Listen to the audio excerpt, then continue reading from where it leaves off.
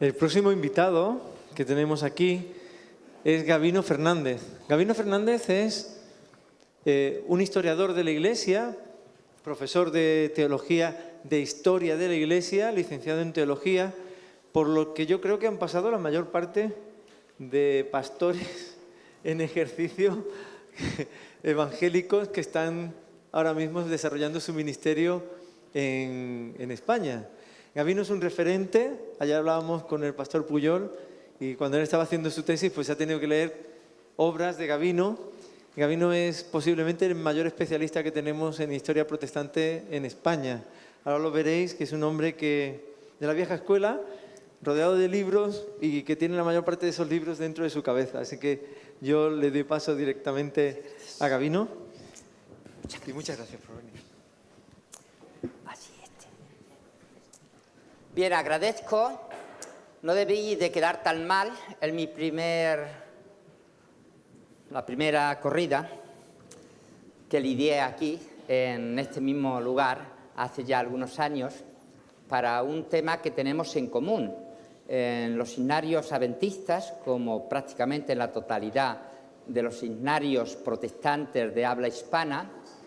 Repetida y abundantemente aparece un paisano de estas tierras, Juan Bautista Cabrera. Y fue este precisamente el tema que traté en aquel entonces. Siempre me gusta conectar el tema, aunque pueda ser un poco lejano al territorio donde esté hablando, con el lugar. Tenemos mucho interés o mayor interés por las cosas que nos son más próximas. Así que ya os anuncio, para si alguno vais a repetir en Madrid, que algunas cosas van a ser solo de Madrid, lo mismo que otras serán reservadas para vosotros, porque ese elemento quiero que esté presente. El hecho de estar en un centro de educación, pues también me facilita el poder introducir el tema, espero, adecuado. Este libro, primero, al que voy a referirme, es la segunda antología del disparate. Es de un veterano, Luis Díez Jiménez, hijo de militar, madrileño, de 1920, que en una larga historia docente pues fue apartando los disparates que aparecían en primaria. Hay quien más atrevido lo ha hecho con secundaria y los más provocadores incluso lo estamos haciendo con catedráticos. Pero bueno, vamos a quedarnos ahí en primaria. Es muy agradable que seáis tan generosos en invitarme a mí cuando el tema anunciado es muy conocido. Yo me atrevería que todos habéis leído de él. De otra forma sería un poco difícil si debemos manteneros en la membresía de la Iglesia Adventista, si es que no ha sido eso. Porque en la versión castellana del Conflicto de los Siglos, eso sí, y es natural, totalmente legítimo, en el mundo castellano parlante aparece un capítulo. Esta es una edición de Argentina, yo tengo una mucho más hermosa, pero no la he encontrado, publicada en Barcelona con grabados, pasta dura, encuadernación, pero esta es la de un pobre jubilado. Y aquí el capítulo 13, no sé si eso tiene algún sentido, pero es en el capítulo 13 donde nos habéis puesto a otros. El despertar de España. Es un trabajo de dos pastores protestantes, uno argentino y el otro americano, donde con autorización de Elena White se puso un capítulo fantástico, fantástico no en el sentido de imaginativo y ajeno a los hechos y a la realidad, sino porque está muy bien escrito y en él, como no podía ser de otra forma, hay una referencia a Julián Hernández, que aquí estamos llamando un héroe de la Reforma en España.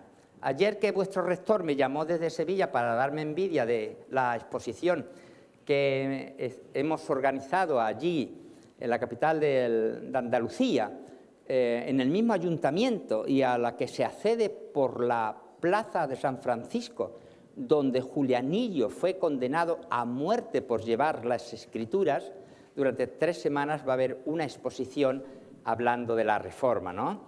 Y él me estaba diciendo, mira, oye, que he visto aquí, he visto ya el catálogo y todo eso, pero bueno, le voy a perdonar porque Miguel Ángel es buena gente. Dice aquí en este texto, Julián Hernández, el fiel colportor, se ofreció a hacer la prueba de esas impresiones con el doctor Juan Pérez de Pineda, allí en Ginebra, estaban ya encuadernadas, se había ofrendado para su encuadernación y ahora, ¿qué pasa?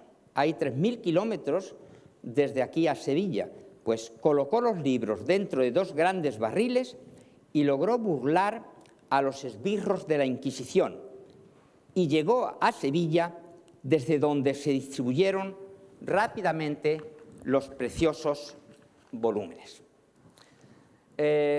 Tengo la oportunidad de extender un poco esta introducción a Julián Hernández y ahora ya sí que os voy a invitar a abrir espero que sí, os haya llegado algo como este. Los recortes de Bruselas han impedido que vosotros lo tengáis en color, pero siempre hay enchufados, ¿no? Estamos en esta primera página y quería, aparte de situaros en el momento en el que estamos, en el simposio dedicado a la Reforma, y ahora el tema Julián Hernández, un héroe en España, quería que la primera imagen sea esta. Es un hermoso grabado de lo que originalmente se rotuló como el colportor valdense. El interés que tiene que podamos hablar de un colportor 4 siglos antes de Julián Hernández tiene su importancia. Que se haga desde una institución como la vuestra y desde esta tierra, pues es un plus. Es verdad que todavía tenemos que poner una interrogación, pero la investigación cada vez más confirma la sospecha de que la conocida como la Biblia valenciana,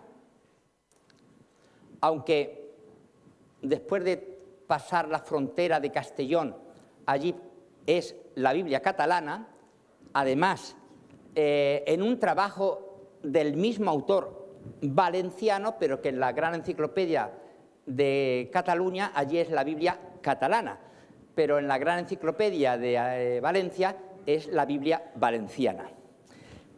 Aparte de ese juego, que son algo así como la picaresca de los editores, o a lo mejor algo más, es cierto, repito, que se confirma la sospecha de que la traducción que se atribuye a Bonifacio Ferrer, monje aquí en Valencia y hermano de Vicente Ferrer, perdone la familiaridad, pero es que fue santo después de muerto, porque cuando estaba vivo, y si no, preguntarle a los descendientes judíos, que algunos ha sobrevivido a las matanzas que con sus predicaciones él alentó.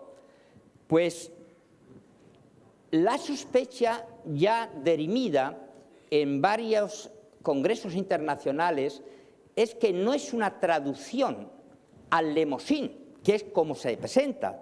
No se habla ni de catalán ni de valenciano, sino de la antigua denominación de la lengua característica de lo que era el País Valenciano, hoy la Comunidad Valenciana. Es que la sospecha es que se trata de una edición de la Biblia distribuida por los valdenses. Aparte del hecho que tiene una relevancia y en este caso pues para la gran tradición y preocupación de los españoles por llevar la palabra de Dios a la lengua del pueblo, que empieza ya en nuestro largo tiempo cuando hablábamos latín, y podemos 2 siglos antes de la Vulgata ya circula una traducción latina, la Vetus Hispana. Pues qué bueno que la primera versión en una lengua popular pueda ser una reelaboración de esa traducción valdense.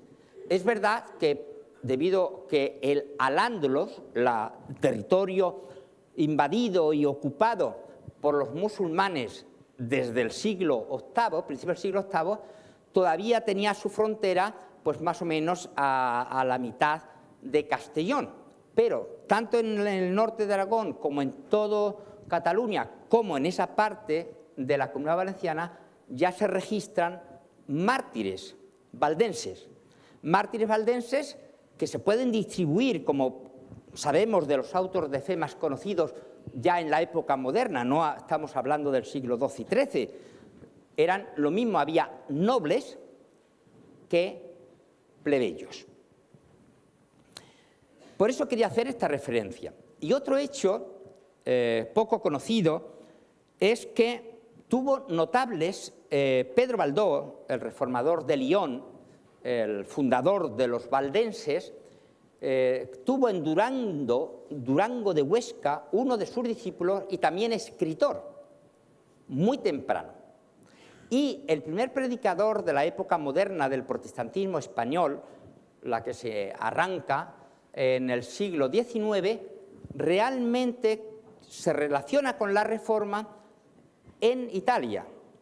Es preparado bíblicamente por pastores valdenses y tras volver a Barcelona a fundar clandestinamente la primera iglesia y ser desterrado, como decía la sentencia del Tribunal de Barcelona, ser desterrado perpetuamente de España, y el desafío de la propia víctima que dice, pues usted, señor juez, me manda fuera de mi país, pero yo voy a volver a predicar en la capital.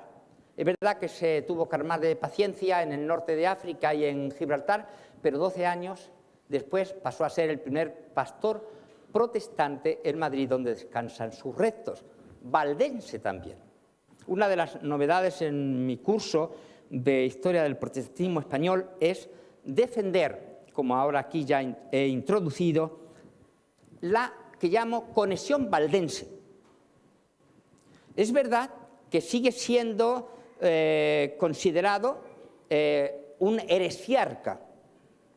El Diccionario de la Lengua Española, hasta la 22ª edición, no quitó el calificativo de secta de ninguna denominación protestante, y sí mantuvo, y la parte de papel sigue manteniendo, los valdenses como heresiarcas. Felizmente, ahora en la edición electrónica ya se ha corregido. Pasamos a esta parte del texto que tenéis, que sigue siendo nuestra carta de navegación por el tema que quiero ir desarrollando. Llegamos a este tríptico. En cabeza, poco hay que decir. Aparece en un repetido y repetido grabado de Doré la lapidación de Esteban, el protomártir del cristianismo.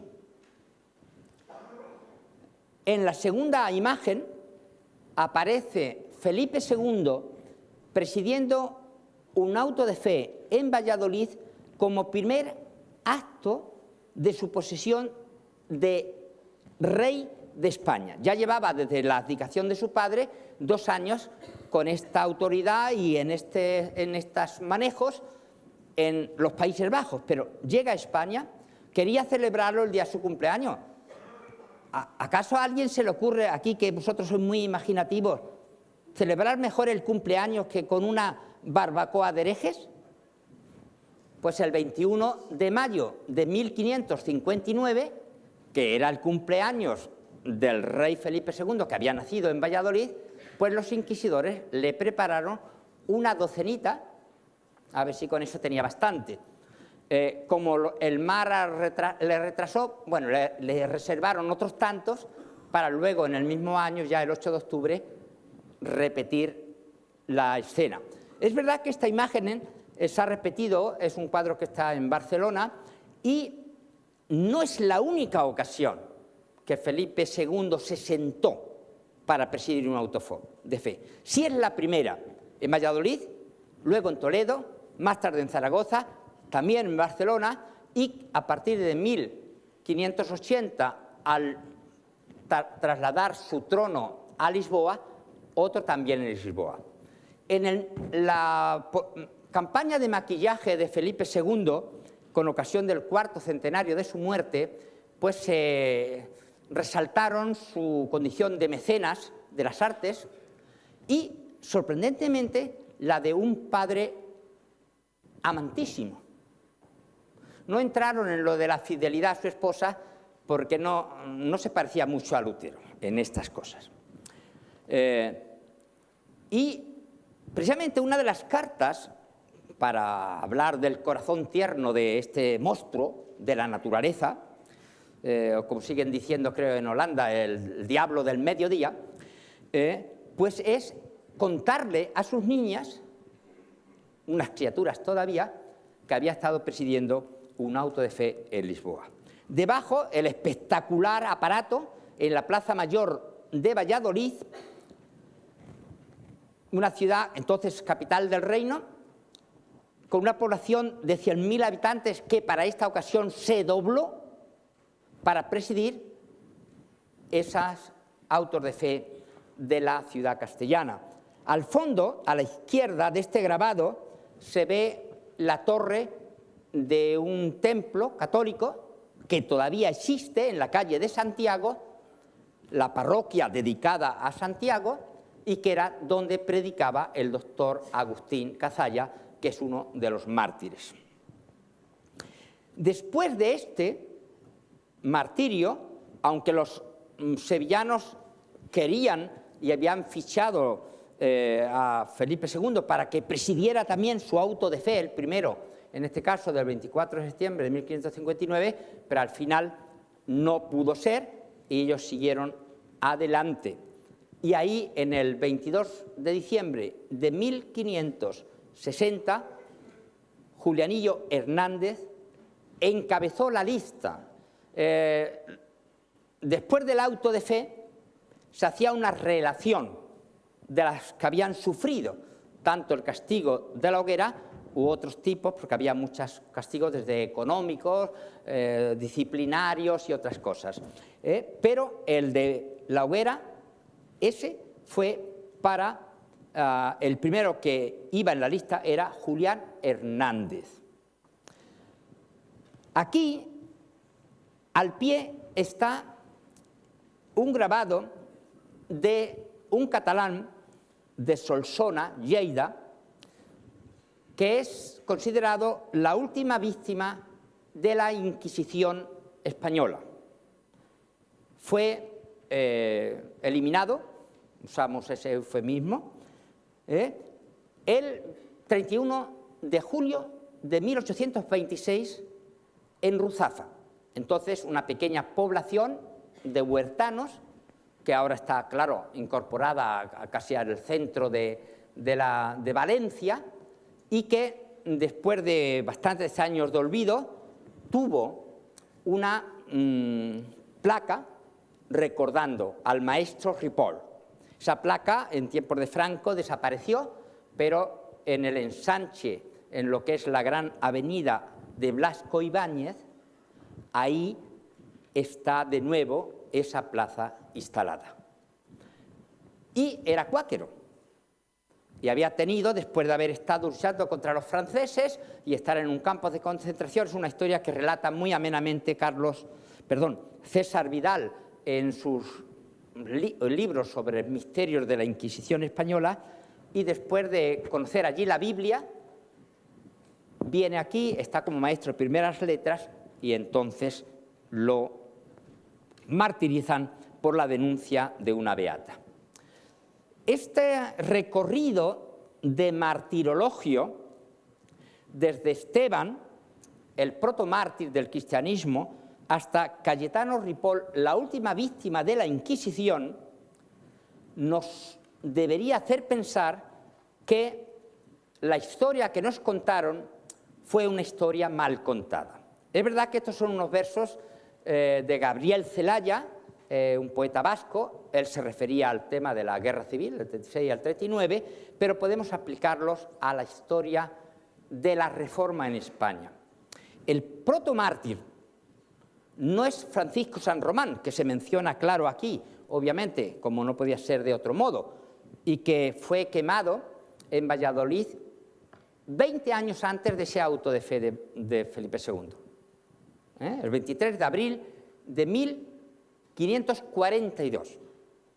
El primer mártir fue un manchego, pintor, y fue quemado por el tribunal en Palma de Mallorca el 4 de diciembre de 1523. Precisamente se estaba recordando ayer en una de las intervenciones que los primeros mártires del protestantismo fueron dos antiguos agustinos como Martín Lutero en Bruselas, de los que nos ha quedado un poema impresionante de Martín Lutero, que comprendió que cuando la Reforma se estaba planteando como una confrontación teológica o de fidelidades al Papa o no, al ver que tenía esa deriva de que podía llevar a personas a la hoguera, se impactó. Eso fue en julio de ese año. Y el primer mártir del protestantismo francés se registra también en ese año.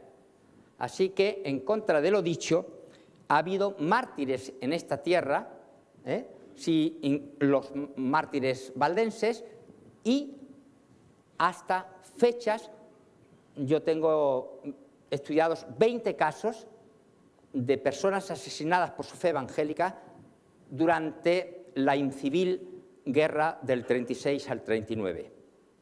Pero ahora no es ese el tema. No nos engañemos, Jesús lo había dicho: quien quiera vivir piadosamente padecerá persecución. Y vamos ya así a entrar, ya abriendo nuestro papelito, en este bloque donde brevemente comento el interés de cada una de las imágenes y textos. Bien, creo que aquí podéis identificar fácilmente a Casiodoro, y a algunos nos gusta hablar de que somos los hijos de Casiodoro. No somos descendientes directos de los 5 hijos que tuvo, 4 varones y una chica, pero sí por la misma fe y porque en muchos casos hemos conocido la palabra de Dios a través de la traducción suya. Este libro que aparece aquí, Imagen del Anticristo, compuesta en italiano y después traducida en romance por Alonso Peñafuerte, nos hace pensar de nuevo en el doctor Juan Pérez, que es el que la traduce, pone ese seudónimo, la imprime en Ginebra y es uno de los libros que trae Julián Hernández a Sevilla. El autor había sido el superior de los capuchinos y era discípulo de Juan de Valdés. La entrega por un curioso error de este libro a un sacerdote católico llamado González de este libro con una carta de Juan Pérez de Pineda, puso en marcha la infernal maquinaria de Fernando de Valdés, arzobispo de Sevilla e inquisidor general. El tema está en que Julianillos, que había vivido largamente en Sevilla y conocía bastante a todos y que había huido de Sevilla con Juan Pérez de Pineda al principio de la década de los 50 y había estado vagando por Europa, primero en París, más tarde en Escocia, luego en Frankfurt y finalmente en Ginebra, y que había estado ayudando en estas impresiones, pues trae varias cartas a la marquesa de Villanueva, a Juan Ponce de León y también al padre González. El tema es que había dos padres González. Estos de los que tenemos un apellido patronímico es un horror, porque es un aburrimiento, ¿cuántos hay, no? Y en este caso había dos y que tenían cierta popularidad en Sevilla, y el tema es que fue, no al bueno, al que estaba, sí, teóricamente como sacerdote de la Iglesia de Roma, pero había abrazado la Reforma, que además era de origen morisco y ya había tenido problemas con la Inquisición y era un predicador muy popular, pero el otro González, que también era sacerdote, dice: yo no conozco a nadie ni tengo ningún amigo en Ginebra, y desde luego cuando vio el libro y el dibujito, que no sé las luces que tendría el pobre sacerdote, pero pudo interpretar que era el Papa de rodillas el que estaba delante de Satanás. Y si tenía dudas de que así podría ser, pues que ahí están los versitos. De su padre el diablo recibe el anticristo las leyes con que tiraniza conciencias de vasallos y reyes. Eso automáticamente va a hacer que la maquinaria, los soldados que cobran además, los familiares del Santo Oficio, busquen por Sevilla a Julianillo Hernández en un ejemplo más de astucia. Desaparece de Sevilla, pero al llegar a Sierra Morena lo detienen y en un 7 de octubre de 1557 va a las cárceles de la Inquisición en Triana y no volverá a salir hasta más de 3 años después para ser quemado en Sevilla, como puede verse en esta versión de cine de la Universidad de Carolina del Norte, Bonn University. Se puede conseguir en un DVD tanto en inglés como en castellano. Aquí, en medio, está del siglo XVI, los distintos procesos de la Inquisición. En el siglo XVI, 81 personas fueron quemadas en Sevilla. No fue tanto el número en los otros 16 tribunales de la Inquisición, que en este mapa están marcados, pero fíjense, y nos detenemos aquí, en este grabado que representa el auto de fe. Es de un auto de fe posterior al de Julianillo Hernández, pero es en la misma ubicación. Aquí está la Giralda, y aquí detrás de esto, donde estaba la parte clerical, es donde está la entrada a esa exposición de que os decía en Sevilla. Aquí hay una estadística de solo 5 autos de fe, en el que las personas protestantes o penitenciadas fueron 306, de las que 186 eran evangélicos, de ellos 133 españoles, entre los que había 40 mujeres, y fueron quemados en persona 56. Los autos de fe llegaron hasta 1599, con víctimas mortales, pero no en esa misma estadística. Pero no, sería bueno recordar aquí la frase titular de Nelson Mandela en su visita a España: un muerto ya es demasiado, porque entre los apologistas, aunque parezca extraño que pueda haber quien defienda la Inquisición, los hay. De la Inquisición, un argumento en su favor es que no fueron tantos los quemados, como si el delito de quitarle a una persona la vida ilegalmente por sus creencias, pues dependa de que sean muchos o pocos los que yo quite del medio. Aquí en esta central está la ciudad de Sevilla con la Inquisición, donde estuvo encerrado Julianillo Hernández, la ciudad de Ginebra, desde donde él con Juan Pérez de Pineda imprimieron libros, la entrada en las fronteras disfrazado de arriero, una de las sesiones de tormento, donde él regresaba después a la celda con aquello: vencidos van los frailes, vencidos van los lobos, vencidos van. Creo que aquí tenéis la conclusión de la sentencia contra Julián Hernández. La condena se extendía a sus descendientes hasta la cuarta generación. No sabemos de su matrimonio, aunque un atrevido novelista pues ha hecho una novela sobre Julianillo Hernández donde le hace acompañar con uno de sus hijos. Es una pura fantasía y que no tiene más interés. Los que han llegado a la feliz conclusión, ingenuamente yo lo espero, de que este tema es suficientemente interesante para volver a él y profundizar, pues aquí tenéis en este plantel unas cuantas obras. La más veterana de las novelas, que ya tiene 141 años, es esta, por, curiosamente, un madrileño del barrio de Lavapiés que abrazó la Reforma el 31 de octubre de 1869, en las primeras reuniones públicas de Madrid y recién estrenada La libertad religiosa.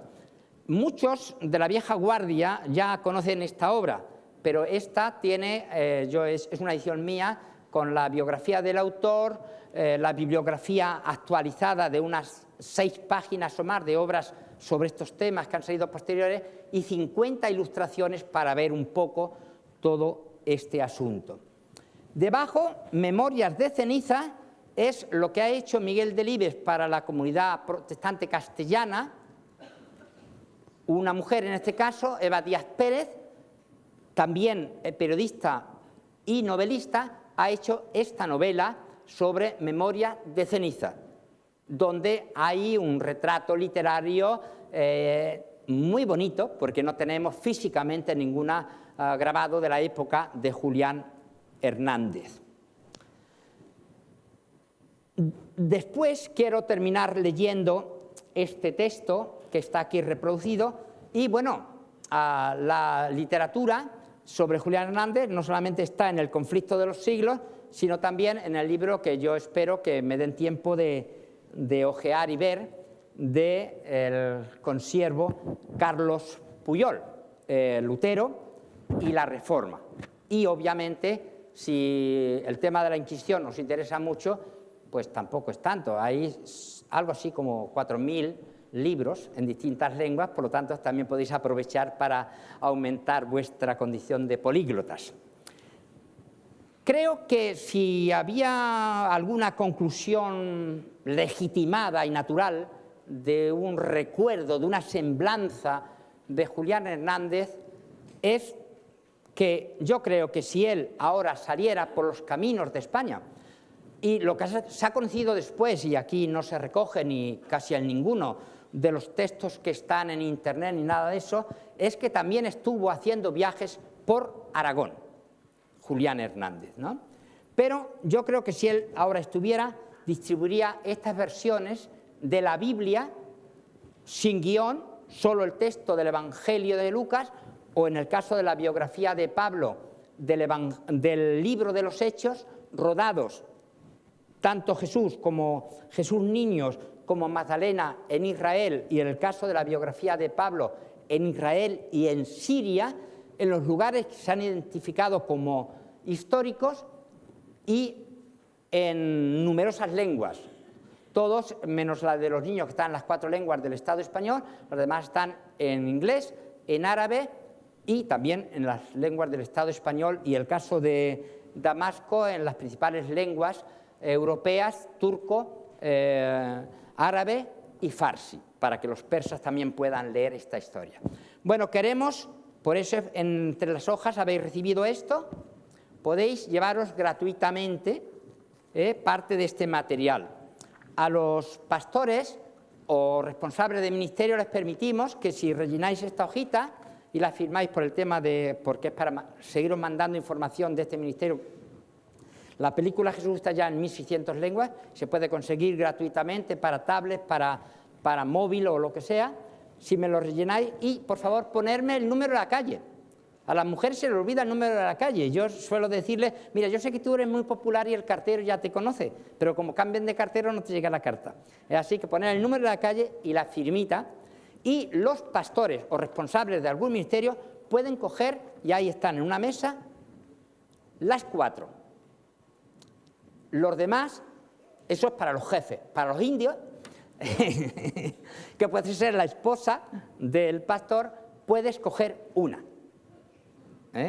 Si hay una abuela que está un poco apuradita de cara a la Navidad para su nieto, llévese esta de los niños, que se lo agradecerán toda la vida. No suele hablarse mucho de Vicente Blasco Ibáñez en una conferencia sobre la Reforma. Es un error que yo en mi libro, que ahora mismo está en la imprenta, sobre Madrid, he corregido, y que vosotros sería bueno que también leáis por lo menos un capítulo que en esta obra, El Papa y el Mar, de una edición valenciana, y además en París Más, que es uno de mis lujos cuando vengo a Valencia, pues allí por 2,95 se puede conseguir esta hermosa edición. En el capítulo El alba del protestantismo está dedicado a Juan Hus, y dice: amaba el Evangelio con toda su pureza, deseando que la Iglesia corrompida y dividida se ajustase de nuevo a sus enseñanzas. Otro clérigo llamado Wycliffe había surgido antes que él en Inglaterra, proclamando la regresión de la Iglesia al primitivo espíritu evangélico. Muchas gracias.